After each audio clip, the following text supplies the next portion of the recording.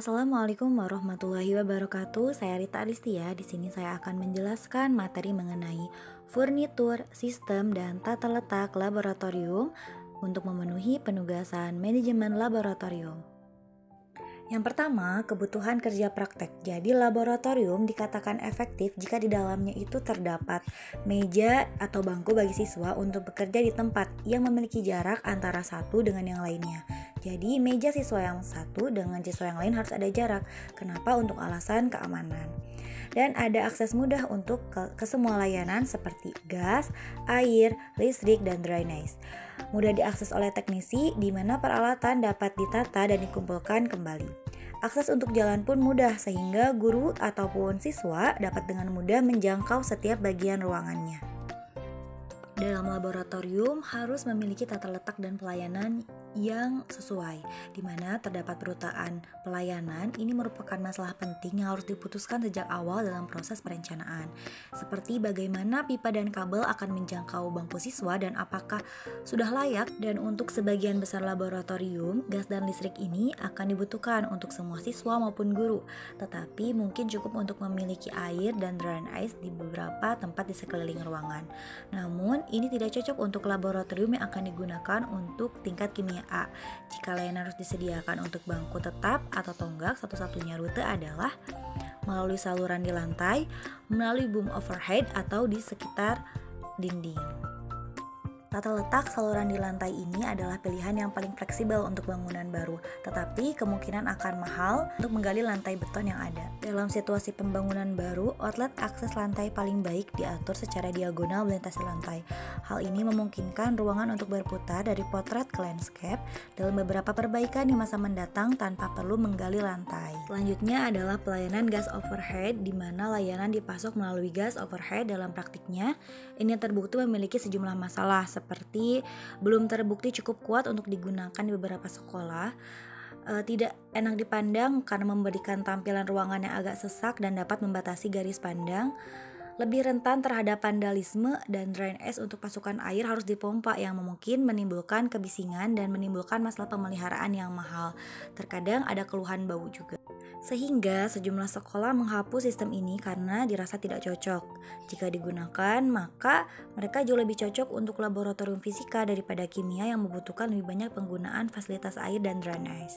Selanjutnya adalah tata letak di sekitar dinding, di mana pengaturan seperti itu dapat bekerja dengan memuaskan di kelas-kelas kecil, misalnya seperti di beberapa sekolah khusus. Tetapi dengan kelas-kelas berukuran normal, hal itu cenderung mengakibatkan siswa menjadi terlalu padat untuk bekerja dengan aman.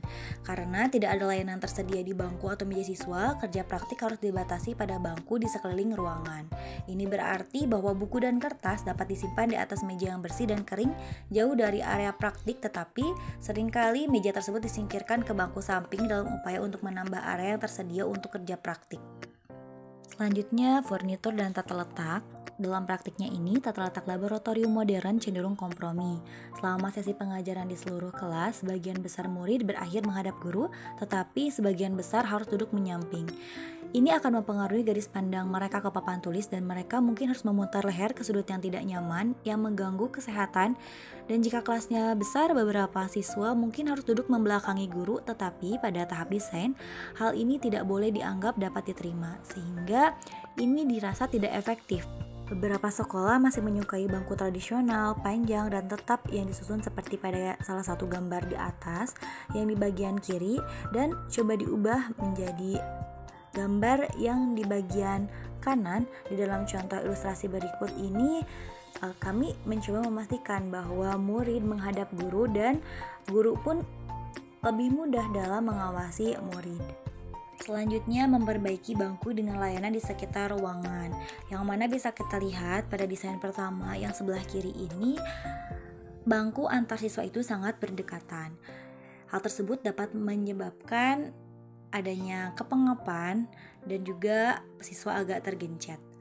Nah, diubahlah menjadi desain yang sebelah kanan atau yang kedua, di mana desain ini bangku antar siswa ini dibuat berzigzag sehingga akses untuk jalan itu sangat mudah, dan juga guru memiliki servis sendiri yang dikaitkan dengan dinding yang dapat kita lihat pada desain yang kedua.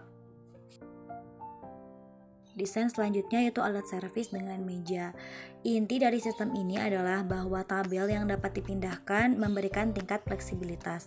Namun beberapa sekolah telah memutuskan untuk mengunci meja yang lebih kecil ke lantai seperti gambar yang di samping untuk mengurangi kebisingan jika dipindahkan dan untuk mencegah meja bergoyang di lantai yang tidak rata. Kemudian desain yang kedua, alat servis dengan meja dan bangku tetap. Dalam desain ini, layanan diarahkan ke sekitar dinding dan diumpamakan di sepanjang bangku tetap ke alas layanan. Meja luar pada setiap alas dapat dibuat tetap atau dilonggarkan sesuai kebutuhan. Jadi, pada meja pertama itu dikunci, sedangkan pada desain kedua ini bisa diubah sesuai dengan kebutuhan. Selanjutnya, satuan segi 8. Unit berbentuk segi 8 yang dibaut ke lantai telah menjadi populer sebagai pengganti persegi panjang. Biasa disebut dengan oktagon. Oktagon ini memiliki gas dan listrik dengan air dan drain ice yang tersedia di unit penghubung antara dua oktagon seperti gambar yang di samping, dan terdapat beberapa argumen yang menentang dan juga terdapat argumen yang merasa terbantu dengan tata letak oktagon ini. Contohnya, argumen yang menentang adalah karena tingkat kebisingannya yang menjadi lebih tinggi, kemudian terlalu banyak siswa yang memungut guru, kurangnya ruang untuk beberapa kegiatan seperti pada penelitian penyelidikan cahaya, sangat sulit untuk mencegah obrolan karena jaraknya yang sangat dekat ya antara siswa yang satu dengan siswa yang lain, keselamatan dan sangat sulit untuk bergerak, kemudian kurangnya kedalaman untuk duduk dengan nyaman di bangku. Sedangkan pada argumen yang merasa terbantu dengan tata letak oktagon ini adalah luar biasa untuk kerja praktek, penampilan cerdas dan lebih modern, cocok untuk banyak murid karena untuk satu bangku itu terdapat 8 untuk ditempati oleh murid.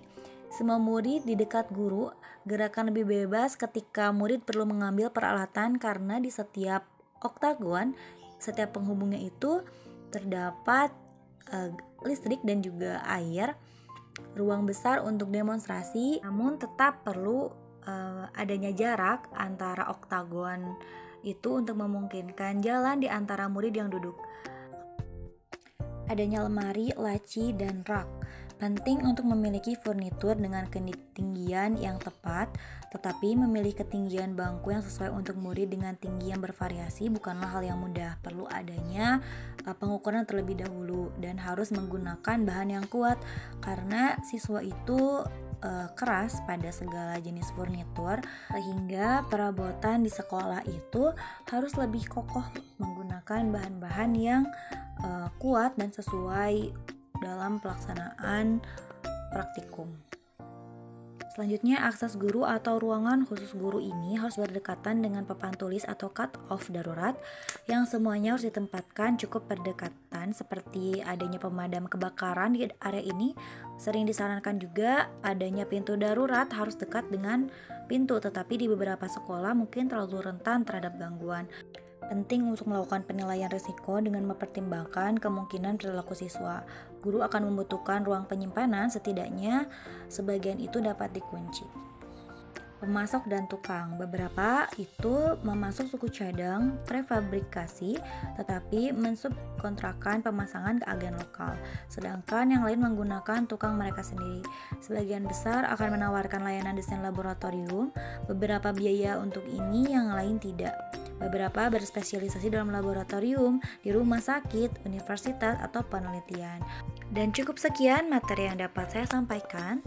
Thanks for watching. Wassalamualaikum warahmatullahi wabarakatuh.